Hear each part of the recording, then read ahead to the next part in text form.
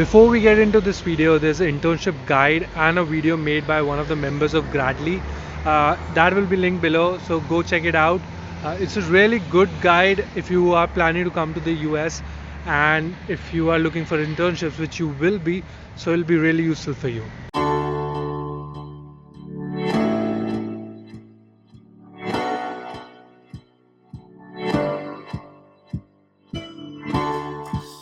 Hey guys, welcome to another video, and in this video I have Vivek with me. I met Vivek through Instagram, through my YouTube channel. Vivek scored a staggering 338 out of 340 on GRE, and I was like, he is the right person to give you tips and tricks about your GRE exam. I know a lot of you are preparing for either spring 19 or fall 19, so this is the right time for you to start. And Vivek, can you introduce yourself? Okay, hi, my name is Vivek Yadav. I completed my BE last year from BITS Pilani, Hyderabad campus. I studied computer science there, and currently I have got an admission into NYU, Quran's Institute of Mathematical Sciences, again in computer sciences. So I'm basically biding my time for that.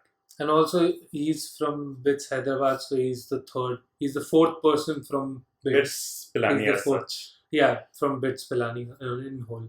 Tell me about your GRE score. Tell me about your TOEFL score. Tell me about your SAT score. Okay, so my GRE score is 338 out of 340. TOEFL score is 119 out of 120. And SAT, when I gave, in SAT 1 I got 2350 out of 2400. SAT 2 I got 2400. 4 or 5 years ago, right? If I'm 6 years ago. 6 years ago. That's insane. And the SAT has even changed patterns since then. So why didn't you apply to US that time?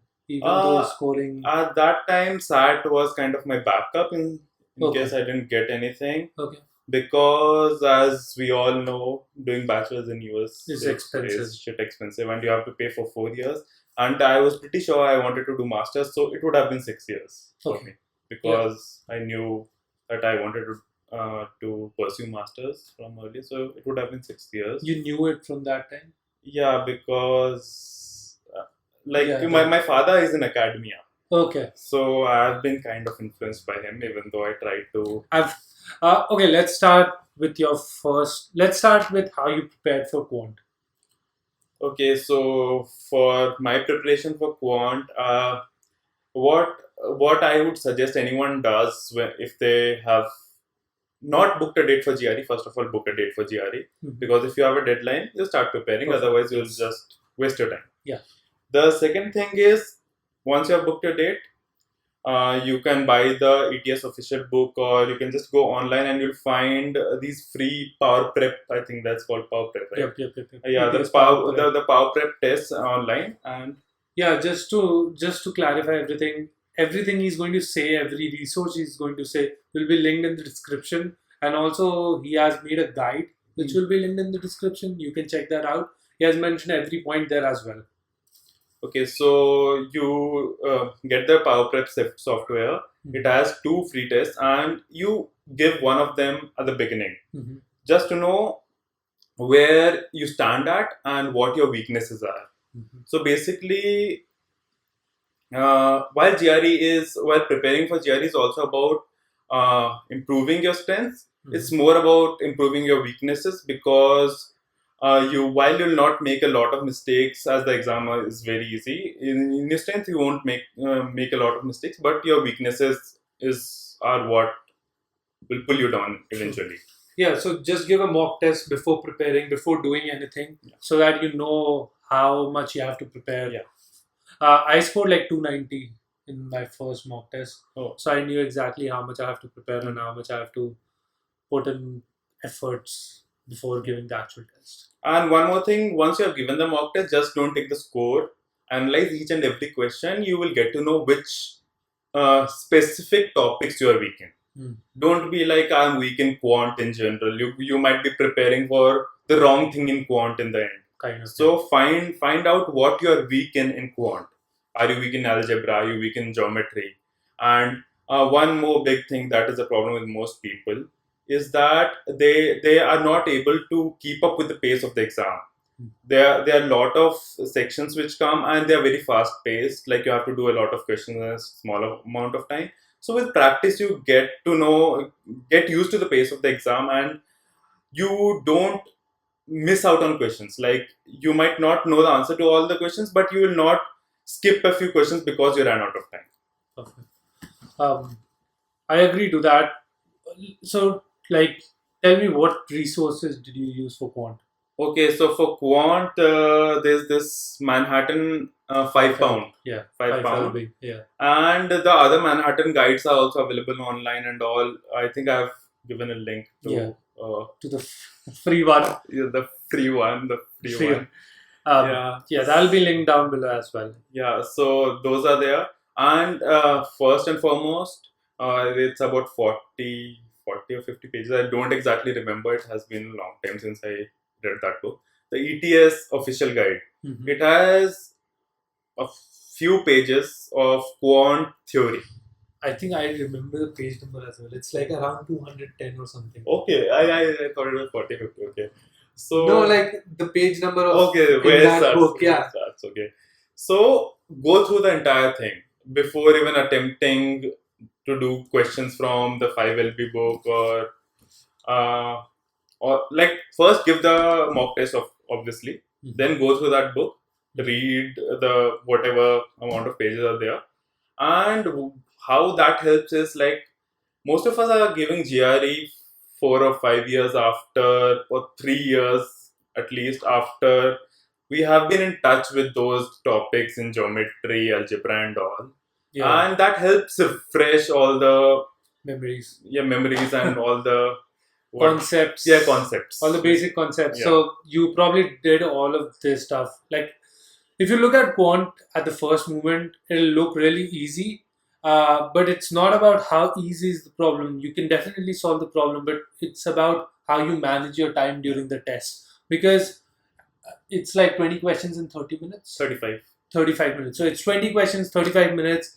That gives you like a minute plus in every question, and you can't spend much more than that. You'll have to have like some 5 minutes for the questions you have left. So it's about how fast you can do all those questions, and not about if you can do that question or not. And one more thing, in quant and in verbal also. In quant, majorly, I would suggest try to finish the questions as fast as possible.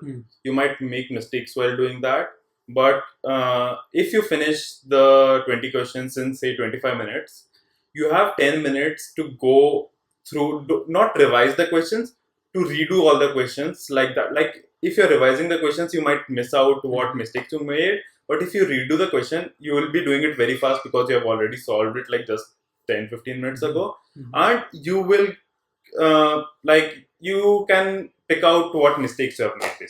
This is the trick which I used to use as well when I'm doing the questions that I'll actually leave the question which I can't do at once. Like, I'll look at the question. If I can't do it, I'll just skip it and then move over to the next one. And I'll mark it. There's an option while you're taking GRE in the computers that you can mark that question so that flag it, basically. Yeah, flag it. So you can go back to that. This way, at least I could do all the questions which I knew at one glance and not miss those. So one more thing about quant questions. Most of us, I think 90% of us, are from an engineering background.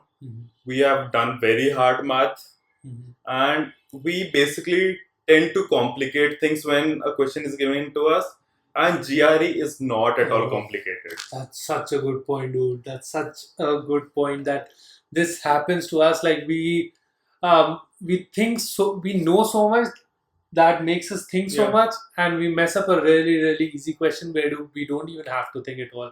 I've had friends who have tried to apply concepts of calculus into statistics and all.